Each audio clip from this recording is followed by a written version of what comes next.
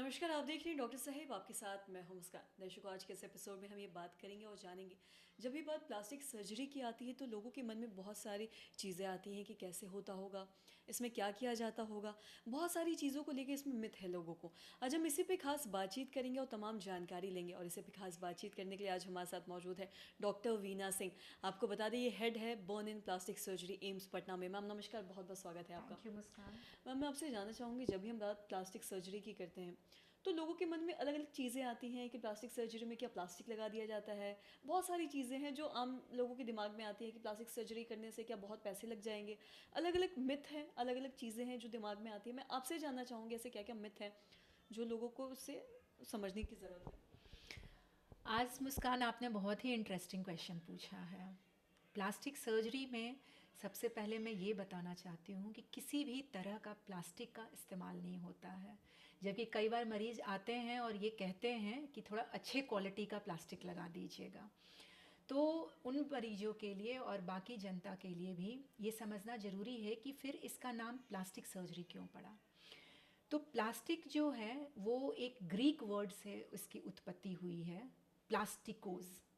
और उस वर्ड का मीनिंग ये है टू मोल्ड, मतलब किसी चीज़ को तोड़ मड़ोड़ करके एक नया आकार देना। सो वहीं प्लास्टिकोस से होते होते ये प्लास्टिक सर्जरी हो गई। प्लास्टिक सर्जरी बेसिकली एक तरह की रिकंस्ट्रक्टिव सर्जरी है जिसमें कि पुनर्निर्माण होता है। तो सबसे पहले तो प्लास्टिक सर्जरी में कोई प्लास्टिक नहीं इस्तेमाल होता। दूसरा एक बहुत ही मिथक है बहुत लोगों के मन में कि प्लास्टिक सर्जरी बहुत महंगी सर्जरी होती है। उन लोगों से भी मैं साझा करना चाहती हूँ कि प्लास्टिक सर्जरी एक आम तरह की ही सर्जरी है। इसमें सिर्फ इस बात पर इस सर्जरी का जो कॉस्ट है वो निर्भर करता है कि उस सर्जरी में कितनी टेक्निकलिटी इन्वॉल्व है, क्या उसमें सामान लग रहा है और किस तरह का एक्सपर्टाइज है।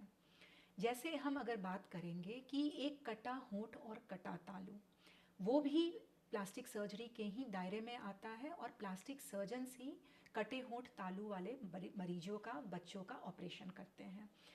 तो वो ऑलमोस्ट हर जगह पर फ्री ऑफ कॉस्ट होती है क्योंकि सरकार के बहुत सारे प्रोजेक्ट हैं जिसके तहत क्लेफ्ट लिप और पैलेट की सर्जरी का पैसा जो है वो कवर्ड होता है। अगर कोई पेशेंट को खुद अपने पॉकेट से करवाना पड़े तब भी ये मात्र 10 से 12 हज़ार में होती हैं।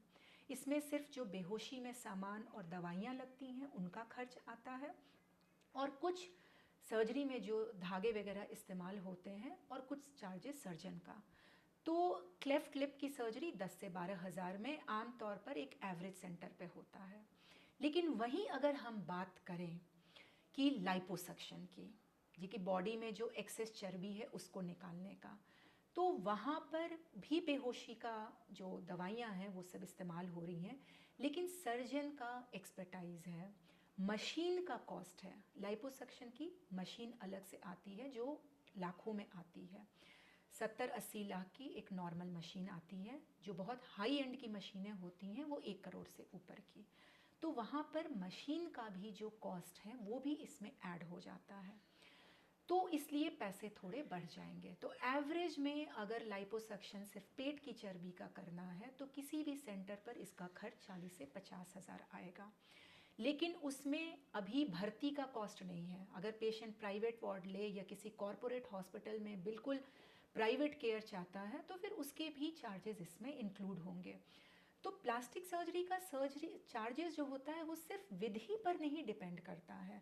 वो पेशेंट किस सेंटर पर गया है, क्या सामान इस्तेमाल हो रहा है। जैसे अगर हम टिश्यू एक्सपैंडर की बात करें, इसमें ये होता है कि एक बलून आता है जो मरीज के चमड़े को फैलाता है और फिर उस फैले हुए चमड़े से हम उसका निशान, उसका काला धब्बा का रिकंस्ट्रक्शन करते हैं। तो वो बलून अगले 40-50 हज़ार का आता है। तो इस तरह से प्लास्टिक सर्जरी किसी भी आम सर्जरी की ही तरह है, लेकिन इसका दाम जो है अलग अलग विधि के हिसाब से होता है। मैम बहुत बहुत शुक्रिया तमाम जानकारी देने के लिए। तो आशा करते हैं दर्शकों कि आप ये समझ पाए होंगे कि प्लास्टिक सर्जरी को ऐसे क्या कुछ लेके मिथ है जो लोगों के अंदर है। जैसा कि हमने जाना कि ये भी एक नॉर्मल सर्जरी की ही तरह है, बस इसके जो एक्सपेंस है वो बाकी अलग अलग सर्जरी में अलग अलग तरीके के होते हैं। तो आशा करते हैं दर्शकों की जो तमाम जानकारी है आपके लिए लाभदायक रही हो। तो आज के इस वीडियो में इतना ही। अगर आपने अब तक हमारे चैनल को सब्सक्राइब नहीं किया तो तुरंत कर ले, साथ ही हमारे फेसबुक पेज को लाइक करें। वीडियो देखने के लिए आपका धन्यवाद।